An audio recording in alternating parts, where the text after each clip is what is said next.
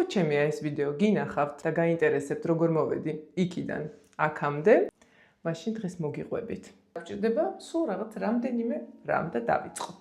ყავის ნალექი, რომელშიც ვამატებ თხევად საპონს და მივიღებ სახლში დამზადებულ სკრაბს. ხო კი ამ სკრაბით დავიბან ხელებს. ოდნავ დავისველი ხელები 3-4 წუთის განმავლობაში კარგად გავისკრაბე და მკვდარი უჯრედები მოვაშორეთ.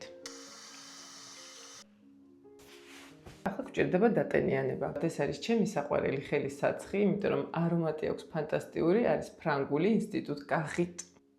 ასე ქვია მას და ყველა საცხი არის გამდიდრებული შიის კარაქით, რომელიც ცნობილია იმით, რომ ძალიან კარგად ატენიანებს კანს. მათი რამდენიმე საცხი მაქვს ჩანთაში, მანქანაში, სახლში. ძალიან სწრაფად შეიწოვება. არის საკმაოდ მსუბუქი და მიუხედავად იმისა, რომ ესეთი მსუბუქი ვერსია მაინც ძალიან კარგად ატენიანებს ხელებს. სუყე რაოდენობით უნდა დავიტანო ორივე ხელზე, უნდა გადავანაწილოთ ასე. შემდეგ დამჭირდება ერთჯერადი პარკი. ჩამოვიცმებ ხელზე, ხელთათმანი. აუცილებლად გვჭირდება სითბო.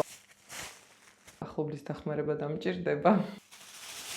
მეც მაქვს ესეთი. ისეც ასე 15 წუთი ვისვენებ. გამომისცე. გავიდა 15 წუთი და შეგვიძლია მოვიხსნათ. ნახეთ რა კარგად დატენიანდა ხელები. ასე რომ